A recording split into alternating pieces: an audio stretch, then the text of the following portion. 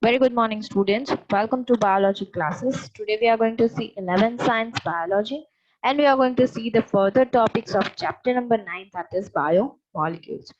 In the previous video, we have seen about the introductory part of this chapter, and from today we are going to start with the main topics, and that is we are going to see about the types of molecules, right? So there are in this chapter we are going to see four different types of biomolecules. First is carbohydrates, second is proteins, third is nucleic acids, and fourth is lipids. So one by one we are going to see in detail about them, starting with the first biomolecule, and that is carbohydrates, right? So in carbohydrates, polysaccharides are present, right? So polysaccharides means the polysaccharides are made up of long chain of polymers of monosaccharides. Poly means many, mono means one. So monosaccharides, that means one monomer of the carbohydrate, right? So one molecule, they combine with each other to form long chain, and this long chain, it is composed of the so many polymers. For this reason, so many monomers, for this reason it is known as polymer. So the monomers, that is one single molecules, they combine with each other to form a long chain. For this reason it is said to be polymer. Now as one particular monomer consists of monosaccharide, so many monosaccharides combine with each other to form a long chain of the polymers, which is known as polysaccharides, right? Now there are two main types of monopolysaccharides, right? First is the heteropolymer, right? So if the heteropolymer is what? The chitin. The example of the heteropolymer is chitin as well as the insulin. Chitin is normally observed in the cell walls of the fungi or sometimes in the plants also, right? Next is the insulin, which is a polymer of fructose, right? This is found in animals as well as in humans. Also glycogen is also said to be the heteropolymer because glycogen is said to be the polymer of glucose in the animal tissues. So whatever glucose, that is whatever energy source you are getting, right, the polymer of those glucose which is present inside the animal tissues, that is known as glycogen. Simply glycogen is the medium that is like for which the particular like the whatever energy you are getting from the food, that is stored in the form of the glycogen, and this glycogen is nothing but the polymer of the glucose molecules, right? Next is the monosaccharides, right? So monosaccharides are joined by glycosidic bond. Right end is reducing and left end is non-reducing, right? Now this monosaccharides, they are joined, right? That means one monosaccharide combines or joins with the another monosaccharide, and there is presence of a bond which is known as glycosidic bond, and this glycosidic bond is responsible for joining the two monosaccharides, right? And from this, there will be presence of one right end and on the left end, right? So the right end is said to be the reducing end and the left end is said to be the non-reducing end, right? Next is the starch forms the helical secondary structures, right? Now starch is the medium that the plants store their foods in the form of starch molecules, right? So the starch is, it is again a helical secondary structure. That means helical, that means it is formed in a helical structure, as well as the structure is secondary, this is said to be the helical secondary structures. This starch can hold iodine molecules in helical portion and form blue color, right? Now whenever if you want to check whether there is a presence of iodine starch or not, right, then you go for the addition of the iodine molecules. If you add the iodine molecules, it is going to form a blue color. So if you want to check whether the starch is produced or starch is present in the medium, then what you are going to do is you need to pour or you need to add the iodine, right? So when you are adding the iodine, what happens? It forms a blue color, which imparts or which indicates that there is presence of starch. Why it is like so? Because this starch has the ability to hold the iodine molecules. So when you are adding the iodine molecules, this iodine molecules binds with the starch molecules only. So when the starch binds with the iodine molecules, it produces blue color. So if produces blue color, that means it indicates that starch is present in the medium. But cellulose does not contain complex helices and cannot bind or cannot hold iodine, right? just like starch, it has property of binding with the iodine molecules. But when we are talking about the cellulose does not have the complex helices, right? That is a helical structures, right? And for this reason it cannot hold the iodine molecules, right? So this is the difference between the starch and the cellulose, that starch can bind with the iodine molecules while cellulose cannot bind with the iodine molecules. Next is, first was the here, that was the monosaccharides, right? Now we are going to see about the complex polysaccharides, right? This complex polysaccharides, the examples of it are plant cell wall, the most complex one, right? This plant cell wall, it is made up of cellulose, right? Sometimes also the paper is also made up of plant only, right? That is plant pulp, that is the whatever bark you, if you like, whatever after the bark, whatever is present inside, that is said to be the pulp, right? So that the plant pulp is responsible for the production of the papers, right? That is the notebook papers, right? Next, also they are going for the production of the cotton, as well as the fibers are also produced, but they are produced from the cellulose, right? So these are the different types of examples which are seen, that is of the complex polysaccharide. Then exoskeleton of animals, as well as the building blocks of amino acids, sugars, and the chemically modified sugars. This all are complex polysaccharides, right? This all are the examples of complex polysaccharides, and they are said to be complex because they are not easily degradable, right? That means it needs so much of energy to break down this complex polysaccharide, right? So here let's see the example and the structures of it. So first structure is of the glucose. The molecular formula of glucose is C6H12O6, right?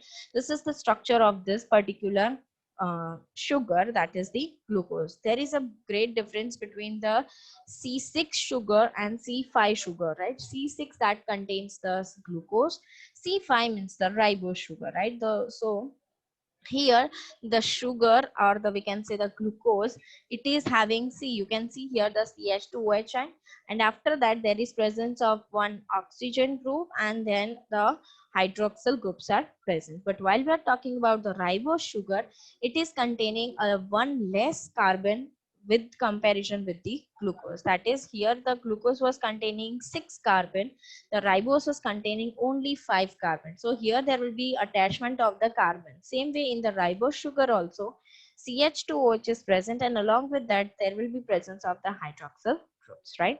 So the C5H10O5 is the molecular formula of the ribose. So this example you can give in the complex polysaccharides, right? So this two of them, they are sugars only, but this is that is a glucose, right? That is the common sugar which is found, and the ribose, that is, we can simply say as they are chemically modified sugars, right?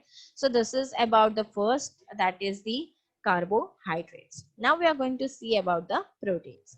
So in the proteins, any of a class of nitrogenous organic compounds which have large molecules composed of one or more long chains of amino acid and are essential part of all living organisms.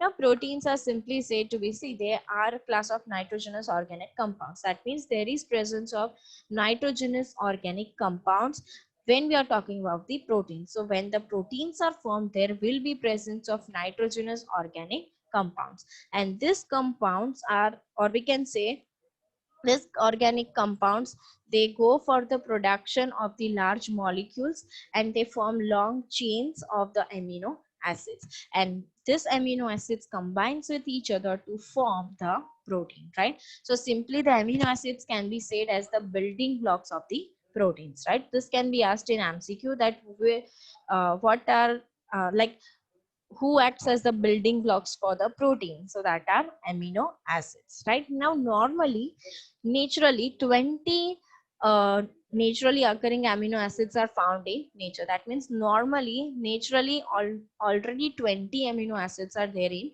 nature, and it is been produced by your own body, right?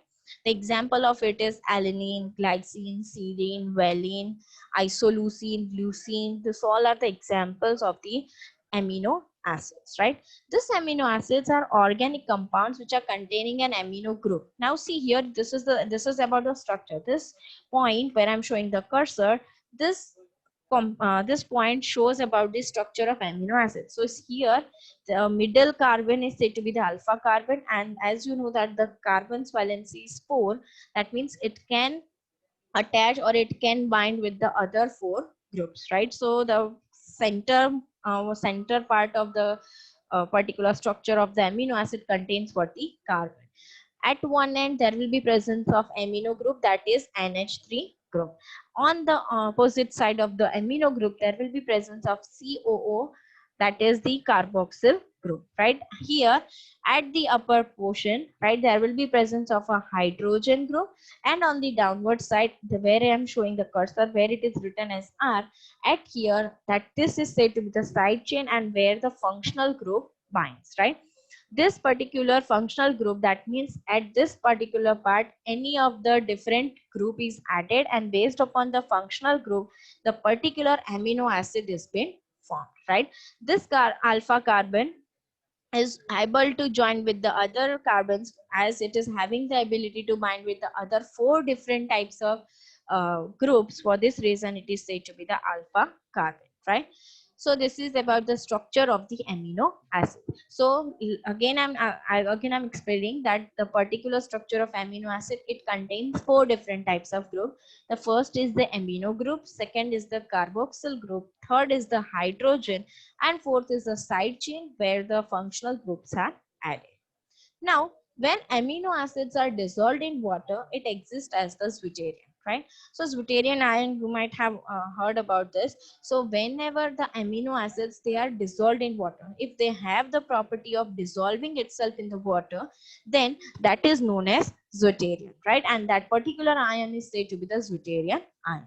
Now this zwitterion, they can act as proton donor or acceptor, right? That means this zwitterion ion, they have the ability to either, they can also donate the proton, as well as also they can accept the protons from other molecules, right? So here is the reaction of it, that when the NH3 group, right, that is present, this is the structure of amino acid, right? That is C carbon with H, that is the hydrogen group, R is the functional group, here the carboxylic, and here is the amino group, right? So this is the amino acid, the structure of amino acid.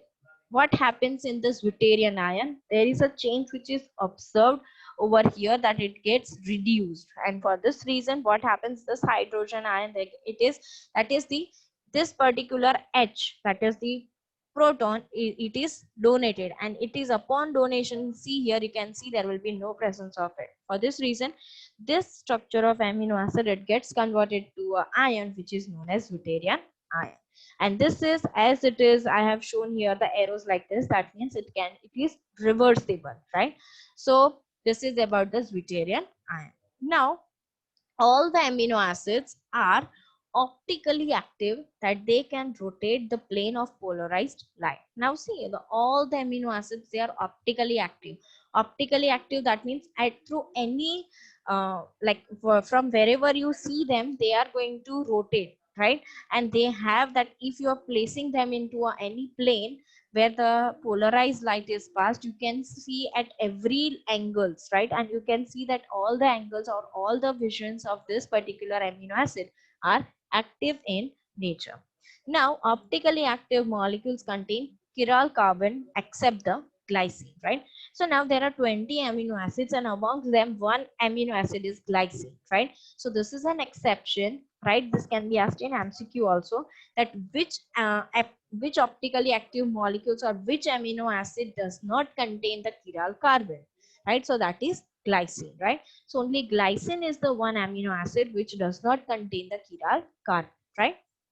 But for that you need to understand that what is chiral carbon, right? So chiral carbon is what? It is a tetrahedral carbon atom with 4 different constituents. As we seen that one particular carbon has the valency of binding with 4 different molecules or 4 different groups, right? So here, as this 4 of the groups are different in nature, for this reason this is said to be the chiral carbon, right? Next is the peptide. See, peptide is a compound which is consisting of 2 or more amino acids. So if one amino acid is present, right, that is said to be amino acid. But when two amino acids are present, or if more than two amino acids are present, then that particular is said to be the peptide. Dipeptide means two amino acids are joined with each other with the presence of a peptide bond in between them, and this is said to be the dipeptide. If three amino acids are joining with each other with the presence of peptide bond between them, then it is known as tripeptide, that is presence of three amino acids. Then oligopeptide means presence of 12 to 20 amino acids. That means a chain is formed in which the 12 to 20 amino acids are present. That means it forms a chain like structures in which 12 to 20 amino acids are joining with each other. That is known as oligopeptide. And polypeptide means when so many amino acids join together, they form the polypeptide. That means, see, if one is present, then it is said to be amino acid. If two amino acids are joining with each other, it is said to be dipeptide. If three amino acids are joining with each other, then it is said to be tripeptide. If 12 to 20 amino acids join with each other, it is said to be oligopeptide. And at last, if more than 20 amino acids, or if so many amino acids are joining with each other, it is said to be polypeptide, right? Now, the first amino acid is known as, see, now this particular amino acid, it contains two ends, right? First is the N terminal, that is amino terminal, and second, that is the last amino it contains, it is said to be the C terminal, that is carboxyl terminal. Now you know there is a chain. See, let's take an example. There is presence of a chain, and this chain contains two ends, right? The first amino's end is said to be the N terminal, and the last amino end is said to be the, sorry, the last amino acid end is said to be the C terminal. So the starting end is said to be the amino terminal, and the last uh, ending of the chain is said to be the C terminal, right? That is the carboxyl terminal. So here there is, here I have written three different types of structures of the amino acid. This is glycine, alanine, and serine, right? See what is the difference between them. See, these three of them are common in them, that is NH2, COOH, as well as H. But the change is observed in the functional groups. If H is binded, then it is forms the glycine. If CH3 binds to the structure, then it forms the alanine amino acid.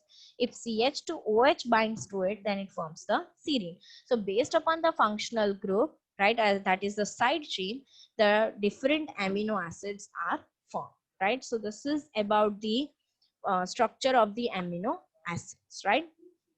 Now, in the next class, we will see about the protein structure. I hope you are very clear up till this, and I hope to see you again. Thank you.